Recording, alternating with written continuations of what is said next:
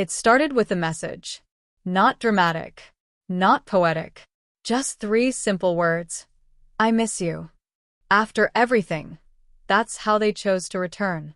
No apology, no explanation, just a threadbare sentence sent on a cold Thursday night, as if we just paused a conversation and not ended an entire lifetime. The room went silent. My fingers hovered over my phone, trembling. My heart didn't race like I expected. It sank, deep, like an anchor dropped into the pit of my stomach. I read the message again, and again. The screen didn't change. Neither did the ache in my chest. This was the person I had cried over, prayed for, tried to forget, and failed miserably. The one who left without a trace, without closure, without giving me the dignity of a goodbye. And now, out of the blue, they were back. Or pretending to be. I didn't reply that night. I stared at the message like it was a ghost. Because in many ways, they were. A haunting memory now knocking on the door of my reality. The days that followed were strange. I went about my routine, work, coffee, breathing, yet everything felt slightly tilted, like my world had shifted just a few inches off-center. I'd deleted their photos long ago, blocked their number, erased the playlist that once held the soundtrack to our memories. But their presence returned like fog, creeping and quiet, chilling uninvited. And still, I didn't respond. Not out of strength, out of confusion. Then came the lie. It arrived gently, wrapped in kindness, coated in nostalgia, dressed like honesty. They reached out again, more eagerly this time. A call, then a voice note. That same voice I used to fall asleep to, now echoing in my ears like a bad song on repeat. They said they had never stopped thinking about me, that they were lost, scared, broken, that they hadn't reached out because they didn't want to hurt me more, that they'd been alone. But lies have a smell, a texture, a temperature, and I could feel it, cool and smooth, sliding against my skin like silk hiding a blade. Something was off. Something didn't match. So I dug. Quietly, carefully. I became the version of myself I didn't know existed. Not the broken one, not the begging one. The watcher, the listener, the one who didn't confront, but calculated. And that's when I found it. The truth, the proof, the deception beneath the soft tone and the regret-filled words. They weren't alone. They had moved on. Or perhaps never even paused. The stories they told me, about pain, about silence, about waiting, were fiction carefully written to get something. But I didn't let on. I met every lie with a smile, every message with a calm reply, every false memory with a nod. Because I knew now, and they didn't know I knew. What I did next wasn't revenge. It wasn't forgiveness either. It was something else entirely.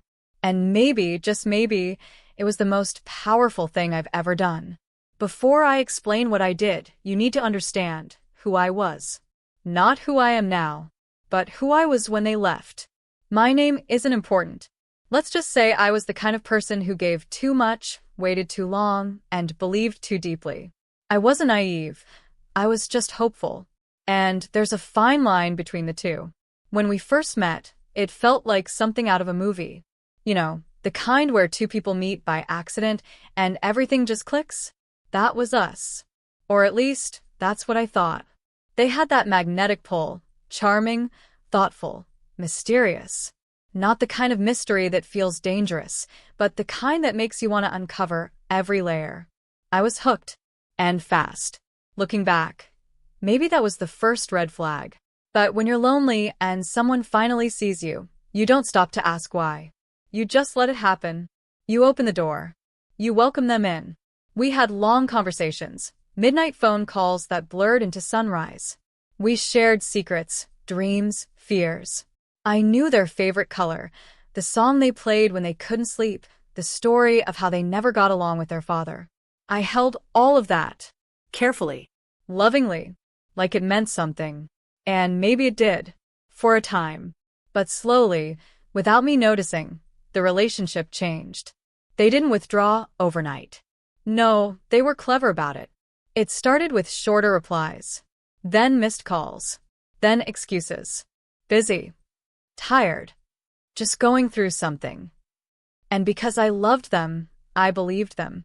I bent myself backwards to understand their silence, justifying their distance like it was a test I had to pass. I convinced myself that real love is patient, that soulmates don't give up when things get hard. I waited for them to return to me like the tide returns to the shore. But the tide never came. Instead, one day they were just gone. No call. No fight. No explanation. Just gone. Like a chapter ripped from a book, leaving the rest of the story unreadable. I spiraled. I won't pretend I didn't. I cried in grocery store parking lots. I replayed our voice notes like they were prophecy. I kept the hoodie they left in my place because it still smelled like them. For weeks, I didn't eat properly. For months, I couldn't say their name without my voice shaking. My friends told me to move on. They gave me speeches about self-respect and dignity. But no one talks about how hard it is to move on from someone who made you feel seen when you were invisible to the world. You see, before them, I was in pieces. Quiet pieces. I had just come out of a rough family situation. Years of emotional neglect, being overlooked, unheard. I never really had someone who chose me fully, until they came along. And when they did, I thought, finally, I matter. So when they left, it wasn't just heartbreak. It was erasure. Over time, I started rebuilding myself. Bit by bit. I picked up journaling again. I saw a therapist. I started volunteering at an animal shelter because I needed to feel useful to something, even if it was a scared dog behind a metal gate. Slowly, I became stronger. Not healed, but stronger. And yet, even then, even with all that effort, a part of me still waited. Still hoped. I hated myself for it. But hope has a way of anchoring itself in your soul, even when you know it's foolish. That's why when the message came, I miss you, I wasn't shocked. Somewhere inside me, I had always known they'd return. People like them always do. Not because they love you, but because they remember how deeply you loved them. They remember the loyalty, the softness, the safety. And when their world begins to crumble, they go back to the last place they felt whole. But I was no longer that person. I had learned too much, lost too much, and most importantly, I had started to find myself. Still, when they returned, I didn't let on. I played the role, the one they were expecting. I responded calmly, as if my world hadn't been shattered by them once before. I became the mirror they wanted, reflecting warmth, curiosity, even a little vulnerability. But inside, I was ice. Because behind the smile, behind the soft replies, behind the "it's nice to hear from you," I had already seen the truth. I had already learned about the lie. A mutual friend, someone who didn't even know what had happened between us, sent me a photo. By accident. A candid group shot at a dinner party. And there they were, sitting beside someone new. Someone clearly more than a friend. Leaning in close. Smiling in that specific way I knew too well. The date stamp? Just a week before they told me they were lonely. That was the moment the scales fell from my eyes. But I didn't confront them. I didn't call them out. Because I realized something very powerful in that moment. When people lie to you, they're not just insulting your intelligence. They're revealing their own fear of being truly seen. And once I saw that, I knew this wasn't about revenge. This wasn't about demanding truth. This was about reclaiming the power I had once given away. So I stayed quiet. Not because I was weak, but because silence has a power words will never have. I could have confronted them. I had the proof. The photo. The timeline. The glaring contradiction between their message to me and their reality with someone else. But I didn't. Because this wasn't about catching them in a lie anymore. It was about what their lie awakened in me. See, I'd spent so much of my life letting people off the hook. I made excuses for them. I swallowed the truth just to keep the peace. I avoided conflict like it was poison. But this time, something was different. I didn't want peace. I wanted clarity. Not from them, from myself. So I decided to do something I had never done before. I played the long game. I let them talk. I let them weave their new story. How life had been empty without me. how they had changed, how they thought about me every day. And I smiled. I listened. I even said, "That means a lot to hear." All the while I studied them. Every blink, every hesitation, every carefully selected word. Because liars, no matter how polished, always leave gaps. They just hope you're too in love to notice. But I wasn't that person anymore. Still, I had questions swirling in me like a hurricane. Not the obvious ones like, "Why did you lie?" Or, "Who was that person in the photo?" No. My questions were deeper, more haunting. What made me so easy to leave? Why did I accept breadcrumbs when I deserved a feast? And why, after all this time, did their validation still feel like water in a desert I'd already escaped? One night, we met up. They suggested it casually like it was no big deal. But it was. For both of us. They looked nervous. That was my first clue. The kind of nervous that isn't about seeing someone again but about being seen by someone who knows your real face. They brought flowers. I accepted them, but inside, I laughed. Flowers can't erase abandonment. We walked through the park where we used to spend lazy afternoons. They pointed to a bench and said, "Remember that day it rained and we got soaked and you said it was the happiest you'd felt in a long time?" I nodded. But I remembered more than that. I remembered the silence that followed, the growing distance, the feeling of being with someone who had already started emotionally packing their bags. They told me they had regrets. That they weren't proud of how things ended, that they didn't know how to process their own pain at the time, that they were scared. I listened, because listening didn't cost me anything anymore. But every word they spoke built the real tension, not just between us, but within me. This was the moment I had dreamt of for so long. The apology, the confession, the validation. But now that I had it, it didn't feel the way I thought it would. Because in their voice, I still heard a performance. A version of truth diluted by the need to look innocent. They weren't really sorry for what they did. They were sorry that I found out. There's a difference. The internal conflict was deafening. One side of me whispered, "They're trying. This is your chance to rebuild." The other side, the stronger, wiser side, replied, "They're only here because the other option didn't work out." And then, as if the universe needed to pour salt on the wound, it happened. Their phone buzzed. They glanced at it quickly, thinking I wouldn't notice. But I did. And the name that flashed across the screen? It was the same name I had seen tagged in that photo weeks ago. So it wasn't over. They hadn't left that person. They were still balancing between two worlds, mine and theirs. That was the moment the real climax began. Not the confrontation between me and them, but the confrontation between me and the old version of myself. Because the old me would have stayed silent, would have hoped they'd figure it out and pick me in the end. But the new me had already chosen myself. I stood up. They looked startled. "Everything okay?" I nodded slowly. Yes. "Everything's finally crystal clear." They tried to reach for my hand. I stepped back. "You don't have to pretend anymore," I said gently. "I know." They froze. "Know what?" "That it wasn't just me. That it was never just me. That you came back because you missed being adored, not because you missed me." Their mouth opened, ready to speak, but I didn't let them. "You didn't come here to make things right. You came here to erase your guilt." Their face twisted with something between shame and frustration. "That's not fair." "No," I said. "What wasn't fair was making me feel like I wasn't enough while you were already moving on. What's happening now is called accountability." Silence. Heavy.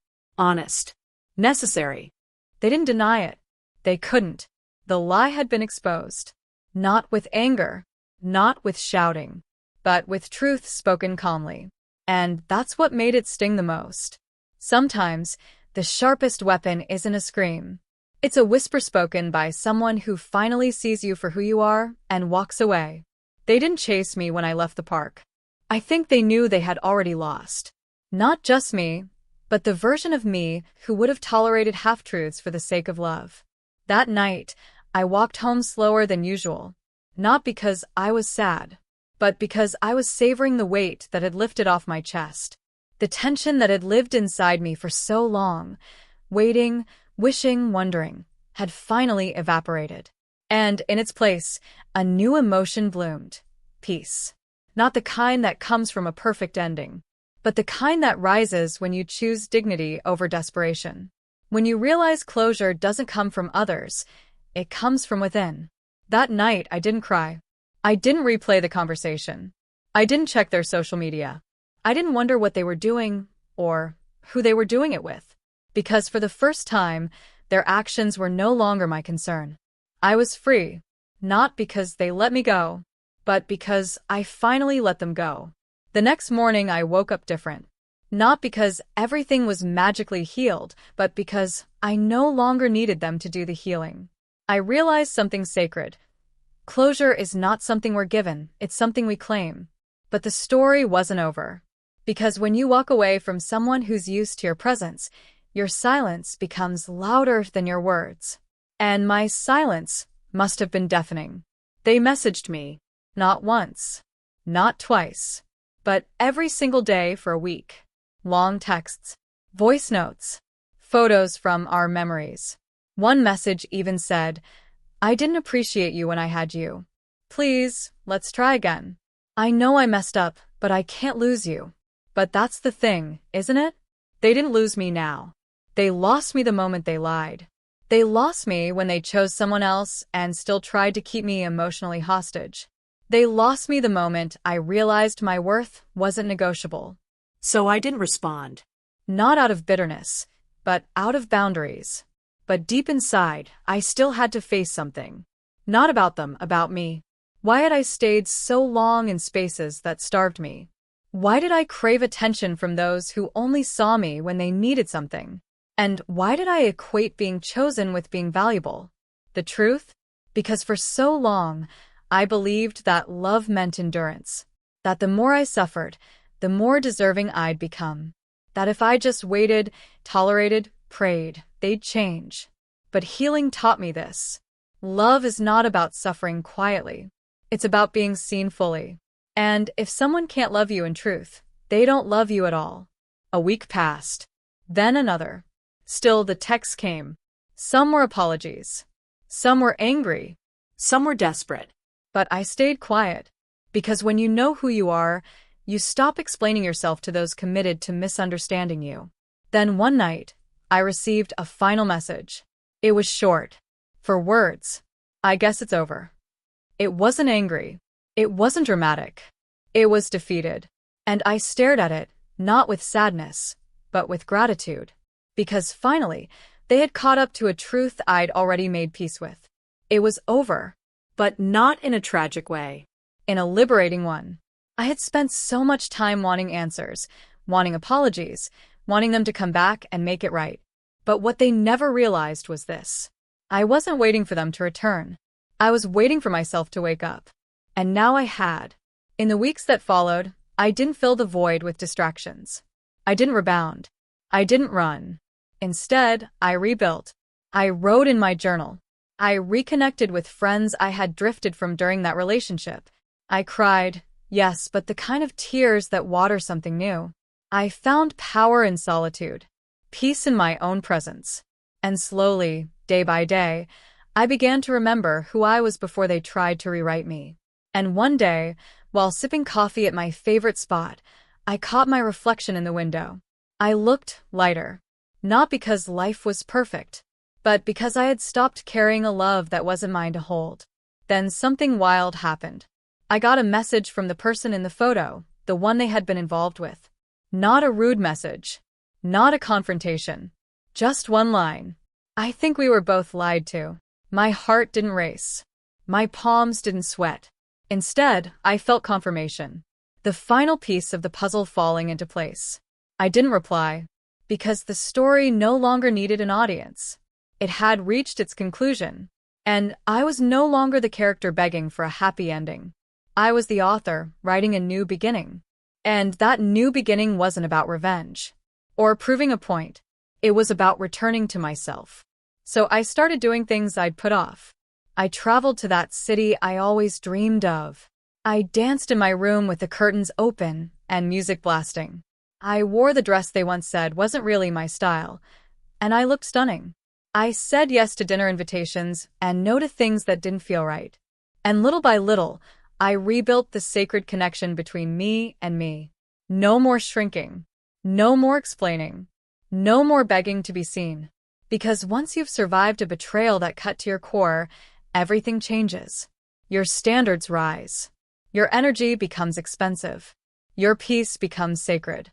And one day, while I was laughing with someone who actually listened when I spoke, someone new, someone kind, I realized I hadn't thought about them in weeks. They had become a chapter, one I no longer needed to reread, because the lesson had been learned, the growth had taken root, and I was now living in the next volume of my story. And what a beautiful story it was becoming, not because of a perfect love, but because I finally loved myself perfectly. That was me. And maybe that's you too. If you've been lied to, if you caught someone red-handed, if your heart shattered not from an accident, but from a choice they deliberately made, then know this. You were never too much. You were never the mistake. You were never asking for too much honesty, too much loyalty, too much love. You were just asking the wrong person. And now, it's time to ask yourself the right questions. What would happen if you stopped trying to fix what someone else broke? What would change if you stopped chasing explanations and started choosing peace? What could grow in the space where betrayal once lived if you allowed yourself to believe that you deserve more? Because here's the secret they never told you. The best revenge is no revenge at all.